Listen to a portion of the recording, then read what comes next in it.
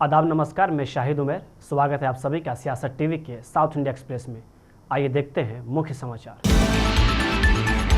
तेलंगाना के मंत्री पोन्नम प्रभाकर ने केंद्र सरकार पर हमला बोलते हुए कहा कि हैदराबाद का प्रतिनिधित्व करने वाले केंद्रीय मंत्री जी किशन रेड्डी ने हैदराबाद को कुछ नहीं दिया है। हम हैदराबाद के विकास के लिए फंड जारी करने की मांग करते हैं। तेलंगाना के मुख्यमंत्री द्वारा नीति आयोग की बैठक का बहिष्कार करने पर उनका कहना है कि हम केंद्र सरकार से खुश नहीं है और बता दें कि हमने नीति आयोग की बैठक का बहिष्कार किया है।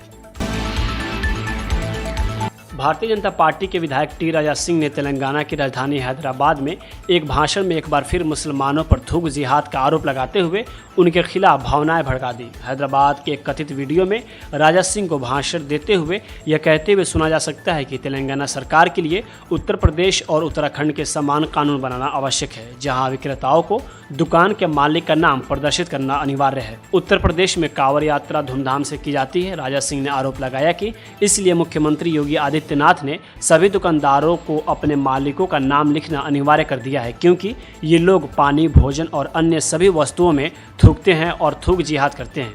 उन्होंने आगे मुसलमानों पर लोगों को गरबलाने के लिए हिंदू नाम से अपनी दुकान चलाने का आरोप लगाया।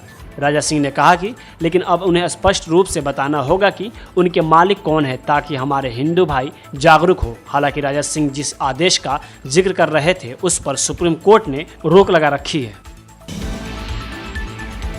तेलंगाना के मुख्यमंत्री रेवंत रेड्डी ने भेड़ और बथुकम्मा साड़ियों के वितरण से जुड़े बड़े भ्रष्टाचार घोटाले का दावा करते हुए बीआरएस के खिलाफ गंभीर आरोप लगाए हैं। अपने संबोधन के दौरान रेड्डी ने कहा कि वित्तीय रिपोर्टिंग में विसंगतियों की ओर इशारा किया। विशेष रूप से ऋण स्तर पर चर्चा करते समय बिक्री के आंकड़ों का खुलासा करने में विफल रहने के लिए पूर्व मंत्री हरीश राव को बुलाया। उन्होंने पिछली सरकार के कार्यकाल के दौरान आउटर रिंग रोड परियोजनाओं की विवादास्पद बिक्री पर प्रकाश डाला, जिसमें कहा गया कि लाखों करोड़ रुपए की संपत्ति महज कुछ रुपए में बेच दी गई। इसके अतिरिक्त रेड्डी ने पिछले दशक में पलामोरू जिले में कई परियोजनाओं के पूरे होने में लंबी देरी की आलोचना की। उन्होंने आरोप लगाया कि केसीआर के शासन के तहत रंगारेड्डी जिले में भूमि के महत्वपूर्ण भूखंडन बेच दिए गए, जिससे पारदर्शिता और जवाबदेही को लेकर चिंताएं पैदा हो गई हैं।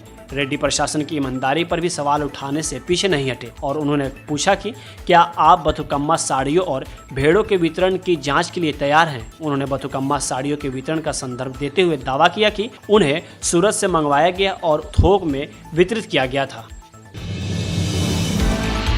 बीआरएस के कार्यकारी अध्यक्ष केटी रामाराव ने केंद्रीय बजट 2024 में हैदराबाद मेट्रो रेल के लिए कोई आवंटन नहीं करने के लिए केंद्र में भारतीय जनता पार्टी के नेतृत्व वाली एनडीए सरकार की आलोचना की।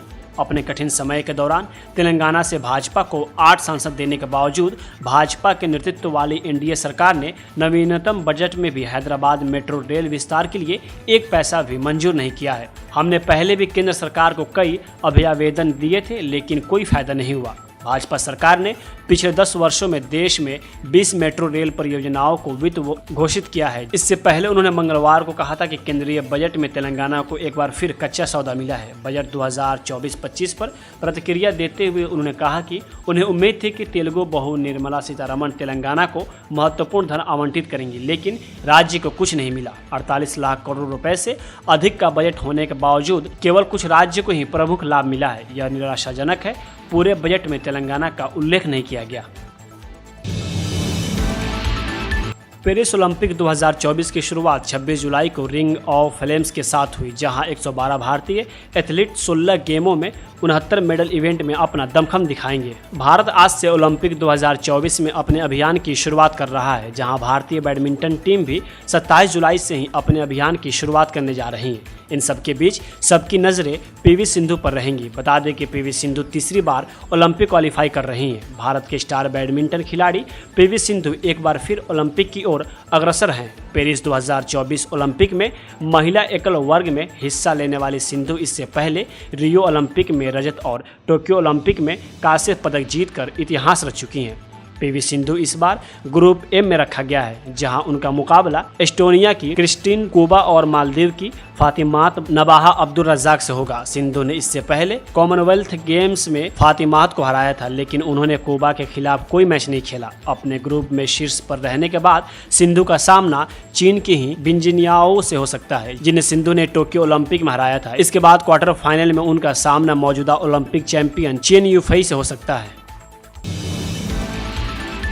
नए आपराधिक कानूनों के संबंध में दयानिधि मारन के बयान पर केंद्रीय मंत्री प्रहलाद जोशी ने कहा कि हमने जो 3 कानून बनाए हैं वो संस्कृत के शब्द हैं। कानून हिंदी और अंग्रेजी दोनों भाषाओं में है। क्या इससे पहले कांग्रेस के समय में हिंदी नाम पर कानून नहीं बनाए गए?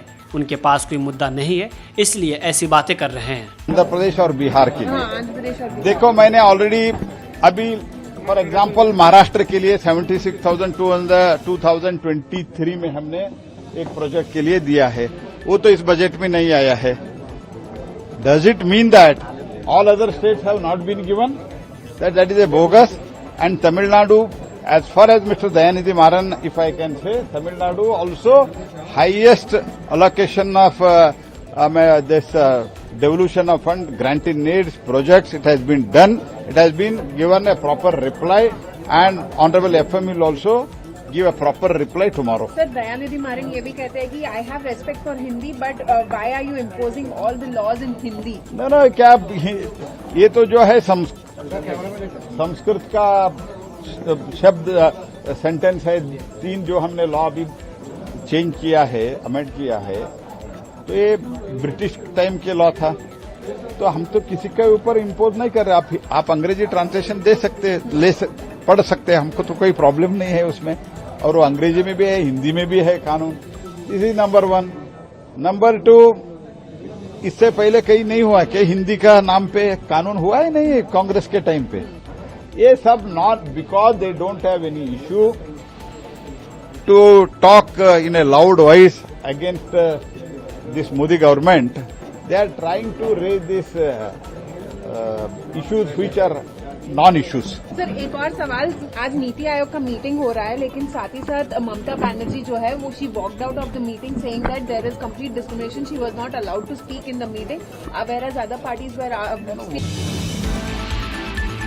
कर्नाटक कैबिनेट ने रामनगर जिले का नाम बदलने की मंजूरी दे दी है। सरकार के इस फैसले के बाद अब रामनगर जिले का नाम बेंगलुरु दक्षिण हो जाएगा। राज्य के उप मुख्यमंत्री डीके शिव कुमार ने इस बात का ऐलान किया है। कर्नाटक सरकार के इस फैसले पर बीजेपी हमलावर है। इसी बीच श्री राम जन्मभूमि मंदिर के मुख्य पुजारी आचार्य सत्येंद्र दास ने कर्नाटक सरकार के फैसले का विरोध किया है। कर्नाटक कैबिनेट द्वारा रामनगर जिले का नाम बदलने पर श्री राम जन्मभूमि मंदिर के मुख्य पुजारी आचार्य सत्येंद्र दास ने कहा कि योगी आदित्यनाथ राम की परंपरा, सनातन की परंपरा के अनुसार नाम बदलते हैं। वे अपने ढंग से नाम बदलते हैं। राम का नाम उन्हें अच्छा नहीं लगता। ऐसे लोग सनातन विरोधी हैं।